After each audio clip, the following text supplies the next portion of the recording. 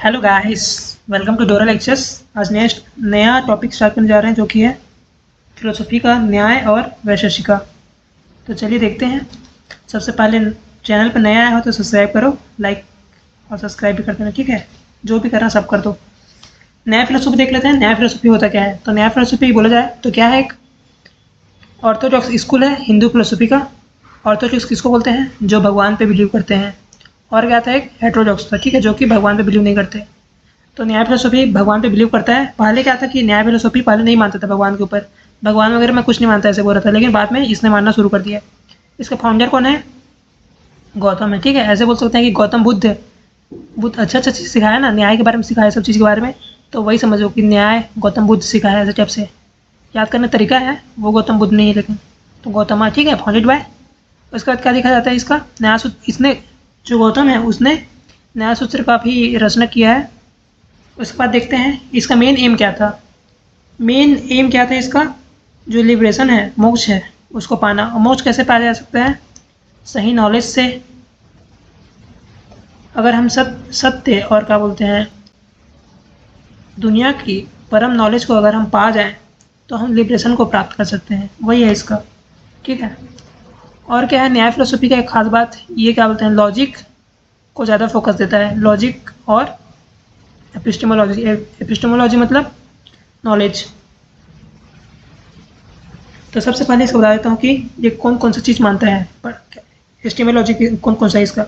सबसे पहले चारों मानता है। ये परसेप्शन मानता है, इंटरफेरेंस मानता है, इन्फेरेंस मानता है, कंपैरिजन मानता है और वर्बल टेस्टिमनी मानता है। चारों को चारों, ठीक है। मेन चार है, बाकी बाकी तो दो और हैं, ठीक है। अब देखते हैं अपरम। अपरम क्या होता है? अपरम होता है इनवैलिड नॉलेज। एक होता है परम। परम मतलब होता है वैलिड नॉलेज। तो वही सब है। तो अपरम मतलब क्या होता है? एक ऐसा नॉलेज जो कि हमको दिखाई देता है लेकिन वो नहीं होता, ठीक है। ऐसे बोल सकते हैं अपरम। अपरम knowledge is a qualities of an object which does not really exist in object. मतलब इसका एग्जाम्पल ऐसे बोल सकते हैं, जैसे कोई आपको सांप दिखा, ठीक है। सांप और रस्सी का इल्यूजन होता है। तो हम उसको दिख रहा है कि वो क्या बोलते हैं, सांप है, लेकिन वो क्या है, रस्सी है। तो ये क्या है, हमारे दिमाग को तो ट्रिगर कर रहा है लेकिन हमको फॉल्स इन्फॉर्मेशन जा रहा है। तो वही चीज़ है इनवॉलिड नॉलेज। इनवैलिड नॉलेज जो कि हमको दिखाई देता है ये नॉलेज है बोल के, लेकिन वो असत्य रहता है, इसे बोलते हैं इनवैलिड नॉलेज। अगर इसका डेफिनेशन बोला जाए तो क्या क्या लिख सकते हो आप? अपरम knowledge is the quality of an object which does not really exist in object, ठीक है। इसको आप याद कर सकते हैं अपने तरीके से। और किस लिए होता है? होता किस लिए? क्योंकि डाउट के कारण हम खुद में समस्या होते हैं, हमारा दिमाग, ठीक है। उसको हिंदी में समस्या बोलते हैं। और क्या हो सकता है? एरर हो सकता है, कुछ टाइप का एरर हो सकता है कि नहीं हमारे दिमाग में। रोप एज स्नैक, मिस परसेप्शन बन गया। या फिर हो सकता है रॉन्ग रीजनिंग हो सकता है, हमारा दिमाग अच्छे से रीजनिंग नहीं कर पाया होगा। और क्या हो सकता है? नॉन अम्प्रहेंशन हो सकता है, ठीक है। फेलर टू नो, हमारा दिमाग प्रोसेस नहीं कर पा रहा है, उस टाइप से बोल सकते हैं। नेक्स्ट देखते हैं असत कार्यवाद। असत कार्यवाद होता क्या है एक्चुअली? असत कार्यवाद होता है, सत्कार्यवाद आपने कहाँ पढ़ा था? सांख्य दर्शन में आपने पढ़ा था। सत्कार्यवाद का मतलब क्या होता है?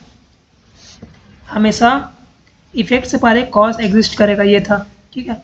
असत्कार्यवाद मतलब कि effect effect is not pre exist in the cause. मतलब कि इफेक्ट के लिए पहले से कॉज नहीं करेगा। कौन? एग्जिस्ट नहीं कर सकता। जो इफेक्ट और जो कॉज है, वो दोनों का जो रिलेशन है वो एक दूसरे से रिलेशन नहीं है, ये बोला है। कुल मिला के मतलब प्री एग्जिस्ट नहीं करता, ठीक है। कॉज मतलब क्या होता है? कारण होता है। इफेक्ट मतलब क्या होता है? जो होता है उसी को बोलते हैं, ठीक है। तो वो जो कॉज है वो चीज़ पहले से एग्जिस्ट नहीं करता, ये बोलता है, ठीक है। जैसे कि इसका एग्जाम्पल क्या है, सत्कार्यवाद में क्या देखे थे, जैसे कि कोई मिट्टी है, ठीक है। तो मिट्टी से क्या बन सकता है? जब वो घड़ा बना होगा तो उससे पहले वो मिट्टी रहा होगा। तो क्या है, मिट्टी खुद में वो कॉज हो गया ना। तो वो सत्कार्यवाद में था। लेकिन असत्कार्यवाद में क्या है, तो जो मिट्टी है, ठीक है, आपके पास तो मिट्टी है तो वो उसको कॉज कैसे बोल सकते हैं? जबकि ऐसा भी तो हो सकता है कि जो कुम्हार है वो उसको कुछ और भी बना सकता हो, ठीक है। तो इसीलिए इसने ये बोला कि कॉज जरूरी नहीं है कि वो पहले से डिपेंड करे, ठीक है। तो ये असत्कार्यवाद को बोलता है। इसका एग्जाम्पल क्या है? Pot is not already in the clay, potter's action creative. मतलब कि जो बनाता है, कुम्हार है, उसने बनाया है। ये हो गया। अब देख लेते हैं वैशेषिका। इससे पहले आपको और एक चीज़ बताना भूल गया मैं। परम, परम क्या होता है? परम मतलब होता है वैलिड नॉलेज होता है। वैलिड नॉलेज मतलब कि जो ट्रू नॉलेज होता है, जो हमारे पास जो अवेयरनेस होता है, ठीक है, अवेयरनेस ऑफ द ऑब्जेक्ट होता है। जैसे कुछ ऑब्जेक्ट दिखा आपको, तो उसके बारे में आप जान रहे हैं, ये ऐसा दिख रहा है, लाल दिख रहा है, ये ऐसा दिख रहा है, तो वो क्या है? वैलिड नॉलेज है। ट्रू नॉलेज को बोला जाता है वैलिड नॉलेज, ठीक है, या परम बोला जाता है। और नॉलेज वैलिड कब है? जब अगर वो ट्रू हो, सर्टेन हो, produced by a proper mean. Okay. और नॉलेज का भी दो तरीका है। क्या क्या है? अनुभव और स्मृति। नेक्स्ट लेते हैं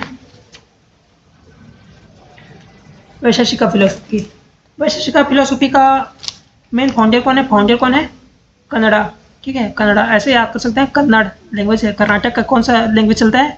कन्नड़ा। तो यहाँ से याद कर सकते हैं कन्नड़ा, ठीक है। या फिर इसको उलुका भी बोलते हैं, दूसरा नाम है उलुका। कहीं भी पूछ जा रहे हैं तो आप दोनों को एक ही नाम है। ये भी क्या चीज़ पे कौन सा स्कूल वाला है ये ऑर्थोडॉक्स स्कूल है, ठीक है। और कौन सा ये मेटाफिजिक्स और नेचुरल फिलोसफी पे स्पेशलाइज्ड है, ठीक है। अब देखते हैं इसका जो कैटेगरीज है, कैटेगरीज में कौन कौन सा आता है। रियलिटी का 6 कैटेगरी में बांटा गया है। बाद में 7वां कैटेगरी इंक्लूड हुआ है। क्या है? द्रव्य, गुना, कर्मा, सामान्य, पर्टिकुलरिटी, इनहेरेंस एंड नॉन एग्जिस्टेंस। जो था ये लास्ट वाला अभाव, ये बाद में जोड़ा गया है, पहले ये नहीं था। तो इसको याद करने का तरीका एक है, आप ऐसे याद कर सकते हैं, सम वेरी स्पेशल गाय कीप डांसिंग अराउंड। तो ऐसे क्या हो जाएगा? सामान्य हो जाएगा। ये वाला सामान्य हो गया। और क्या हो गया? एक और एस से सम वेरी, वी से क्या हो जाएगा? विशेष हो जाएगा। स्पेशल से क्या हो जाएगा? स्पेशल से हो जाएगा ये इनहेरेंस हो जाएगा, ठीक है। उसका जी से क्या हो जाएगा? गुना हो जाएगा। गायस, उसका कीप आता है। कीप का के का मतलब क्या होता है? के का मतलब होता है कर्मा, ठीक है। Keep dancing around. अब डांसिंग में डी का मतलब द्रव्य, अराउंड का मतलब अराउंड में ए का मतलब अभाव, ठीक है। ये हो गया आपका याद करने का तरीका। आपको परमाणुवाद देख लेते हैं। परमाणुवाद क्या है? यही हमारा मेन थ्योरी है। परमाणुवाद मतलब होता क्या है? और हाँ, इसका एक चीज़ और बता देता हूँ। इसका जो ये किस चीज़ में मानता है, स्टिमोलॉजी कौन कौन सा है इसका? ये 2 चीज़ पे मानता है। एक होता है परसेप्शन होता है, और दूसरा क्या होता है? इन्फेरेंस होता है। परमाणुवाद, परमाणुवाद मतलब कि एटॉमिक थ्योरी। जो हमारे दिखता है अभी एटॉमिक थ्योरी होता है, वो जब केमिस्ट्री में आपको दिखाई दे रहा है, वो पहले से हो चुका था, ठीक है। हमारे जो उलुका जी हैं, उन्होंने पहले से ये बता दिया था कि जो दुनिया बना है वो इटर्नल है, इंडिविजुअल आइटम से बना हुआ है, परमाणु से बना है। बिना परमाणु कुछ नहीं बन सकता। 4 प्रकार का परमाणु है। कौन कौन सा है? अर्थ परमाणु है, वाटर परमाणु है, फायर परमाणु है, और एयर परमाणु है, ठीक है। तो इस सबको परमाणु का नाम कुछ अलग अलग है। इसका क्या बोलते हैं? इसको जो अर्थ परमाणु क्या बोलते हैं? पृथ्वी परमाणु बोलते हैं। वाटर परमाणु क्या बोलते हैं? अप परमाणु बोलते हैं, AP उसका परमाणु। और फायर को क्या बोलते हैं? तेजस परमाणु। और एयर को क्या बोलते हैं? वायु परमाणु। ये हो गया आपका परमाणु का। और हो गया 2 एटम्स। पहला एटम्स, अगर 2 एटम से मिल रहा है, दोनों एटम, ठीक है, छोटे छोटे एटम है, अगर दोनों मिल रहे हैं तो क्या बनता है? ये डैड बनता है, ठीक है। डैड ऐसे बोल सकते हैं इसको, या फिर इसको दूसरा नाम बोलते हैं, इसको द्रव्याणुका ऐसे कुछ बोलते हैं, ठीक है, हिंदी में। आप चेक कर सकते हैं उसको बाद में। अगर 3 लोग मिल रहे हैं तो क्या बन रहा है? ट्रायड बन रहा है, ठीक है। और जो ट्रायड होता है, यही चीज़ हमको दिखाई दे सकता है, ये विजिबल होता है। और क्या हो सकता है? अगर एटम कंबाइन हो रहा है तो क्या होगा? क्रिएशन होगा। अगर कंबाइन की जगह वो सेपरेट हो रहा है तो क्या हो जाएगा? डिस्ट्रक्शन हो जाएगा, ठीक है। ईश्वर को क्या बोला गया है? डायरेक्ट एटॉमिक कॉम्बिनेशन बोला गया है ईश्वर को। अगर इसका प्रोसेस ऑफ क्रिएशन कहा जाए तो प्रोसेस ऑफ क्रिएशन क्या ले सकते हैं? जो एटम्स होता है वो मोशनलेस होता है प्रलय में, यूनिवर्स में या फिर कॉस्मोस में। और कोई अनसीन पावर होता है, ठीक है, जो अनसीन पावर या फिर कर्मा बोल सकते हैं, वो एक दूसरे को मोशन में लाता है। उसके बाद एटम्स मिलते हैं। अगर दो मिले तो ये बनता है, 3 मिले तो ये बनता है, ऐसे बताना है आपको। और जो बनता है, ये मिलते जा रहा है, वो मल्टीपल में मिल जाता है। 2 का 4, 4 का 8, 8 का 16, ऐसे होता जाता है। ना कि ये प्लस में होता है कि 5 4 9 ऐसे बोल के, ये सब नहीं होता, ठीक है। इसी के साथ हमारा खत्म हो जाता है एटॉमिक थ्योरी। तो हम नए टॉपिक स्टार्ट करेंगे कल हो सके तो आज ही उसको अपलोड कर दूंगा, जिसमें हम पढ़ाई करेंगे नॉन डुअल नेचर, ठीक है, या फिर इसको बोल सकते हैं अद्वैत वेदांता के बारे में, या फिर फिलोसफी ऑफ मीमांसा। दोनों को एक ही वीडियो में कंप्लीट करने की कोशिश करूँगा। तब तक ले बाय बाय और गुड नाइट गाइस।